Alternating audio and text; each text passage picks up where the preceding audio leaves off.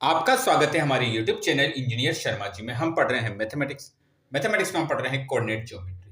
Coordinate geometry में बहुत अच्छा क्वेश्चन सॉल्व कर रहे हैं। क्वेश्चन क्या है? Find the coordinates of the point of trisection of the line segment joining 4, -1, -2, -3। Find the coordinate, हमें कोऑर्डिनेट फाइंड करने हैं ऑफ द पॉइंट। पॉइंट के हमें कोऑर्डिनेट फाइंड करने हैं of trisection of the line segment. एक लाइन सेगमेंट ज्वाइनिंग, दो point हमें दिए गए हैं 4, -1, -2, 3। सबसे पहले हम ये दो पॉइंट लेते हैं। एक पॉइंट ये है और एक पॉइंट ये है। इन दोनों को ज्वाइन करके क्या बन रहा है? एक लाइन सेगमेंट बन रहा है।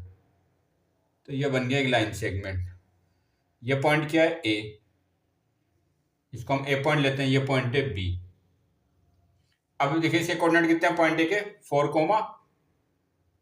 -1 और बी के कितने? -2, -3।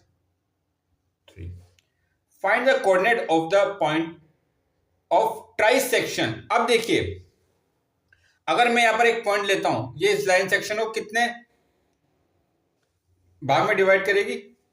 2 पार्ट्स में डिवाइड करेगी। अगर हम यहां पर एक पॉइंट लेते हैं तो इसको 2 पार्ट में डिवाइड करेगी। पर यहां क्वेश्चन में क्या गया है? Find the coordinate of the point of trisection. Trisection मतलब क्या हुआ? 3 इक्वल पार्ट्स।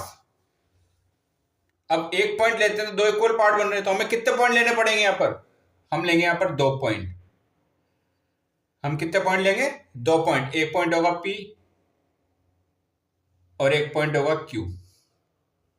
हमें यहां पर 2 पॉइंट लेने पड़ेंगे, तभी तो ये इक्वल पार्ट में डिवाइड होगा। A से P, P से Q और Q से B। 3 इक्वल पार्ट में डिवाइड करेंगे। Find the coordinate of the point. हमें P और Q के कोऑर्डिनेट फाइंड करने हैं।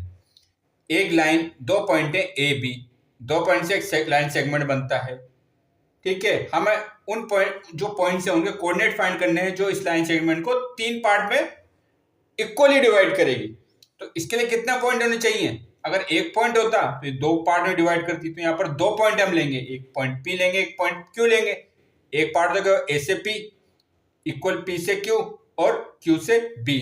अब देखिए, P और Q लाइन सेगमेंट AB को किस रेशियो में डिवाइड कर रहे हैं? ये जो पॉइंट है इक्वल पार्ट में कर रहे हैं, तो इनका रेशियो क्या होगा? 1:1:1। तो ऐसा इनका रेशियो लेंगे, क्योंकि यहां क्या है? ट्राइसेक्शन 3 इक्वल पार्ट में डिवाइड करा है। 2 पॉइंट है P और Q। अब देखिए इनको कैसे फाइंड करेंगे।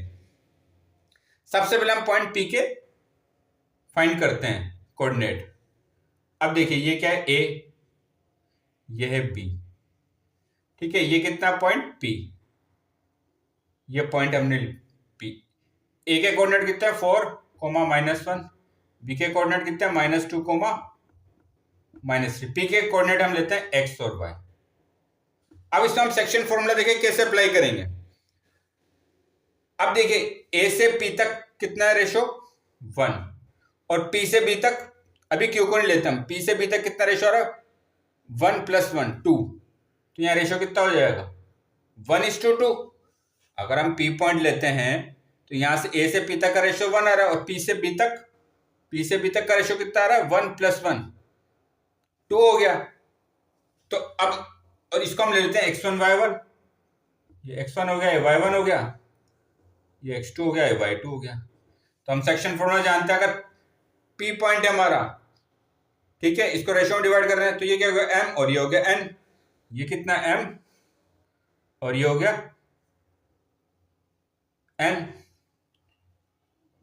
m ratio n। अब हम जानते हैं सेक्शन फॉर्मूला क्या, इसका फॉर्मूले से x की वैल्यू कितनी होती है? x कोऑर्डिनेट की, इस x की कोऑर्डिनेट और y कोऑर्डिनेट। तो x कोऑर्डिनेट कितना होता है? m x2 + n x1 upon m + n। अब देखिए m की वैल्यू कितनी है यहाँ पर? 1। तो यहाँ वैल्यू पुट करते हैं 1। और x2 की वैल्यू कितनी है? -2, ये -2 प्लस n की वैल्यू कितनी है? 2। x1 की वैल्यू कितनी है? 4 अपॉन m + n 1 + 2। तो ये वैल्यू कितनी हो जाएगी x की? x इजिकल टू कितना हो जाएगा? -2 + 8 अपॉन 3, तो x की वैल्यू कितनी आएगी? x की वैल्यू 6/3, तो x कोऑर्डिनेट की वैल्यू कितनी आई? 2। जो x कोऑर्डिनेट है उसकी वैल्यू तो कितनी आई है? इसकी वैल्यू आई है 2।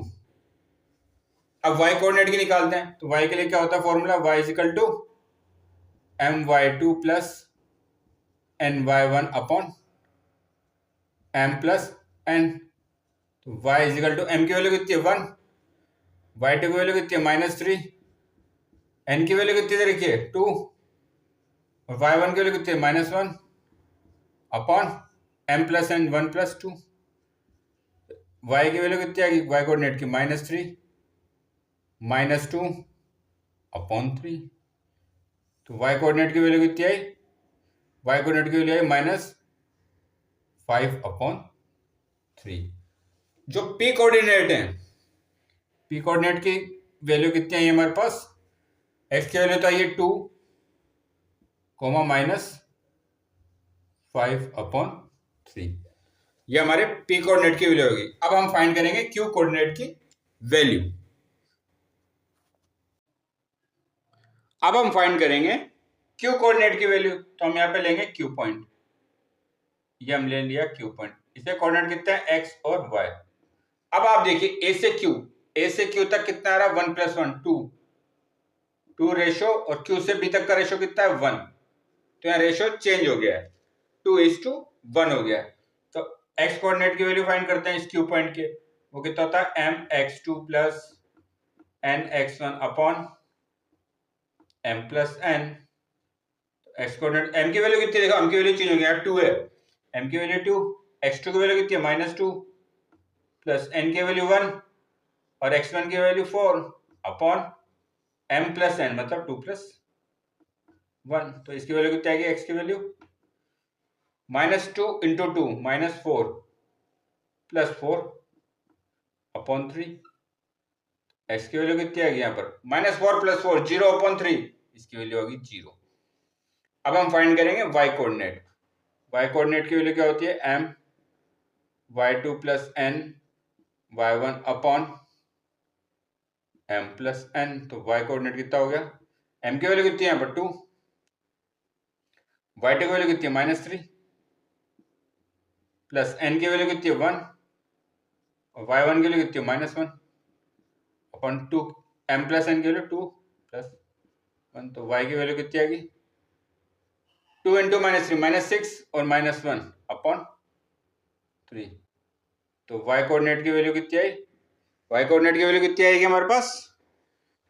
y कोऑर्डिनेट की वैल्यू आएगी हमारे पास -7/3। जो q कोऑर्डिनेट है उसकी देखिए, x की वैल्यू कितनी आई? x कोऑर्डिनेट की वैल्यू 0 और y कोऑर्डिनेट की वैल्यू कितनी आई? -7/3। तो हमने q कोऑर्डिनेट की और p कोऑर्डिनेट के वैल्यू, उसके कोऑर्डिनेट हमने फाइंड कर लिए। ये तो फाइंड करना था, फाइंड द कोऑर्डिनेट्स, हमें कोऑर्डिनेट्स फाइंड करने थे of the point of trisection of the line segment joining, जो इन दोनों पॉइंट को जॉइन कर रही थी, करती है जो लाइन।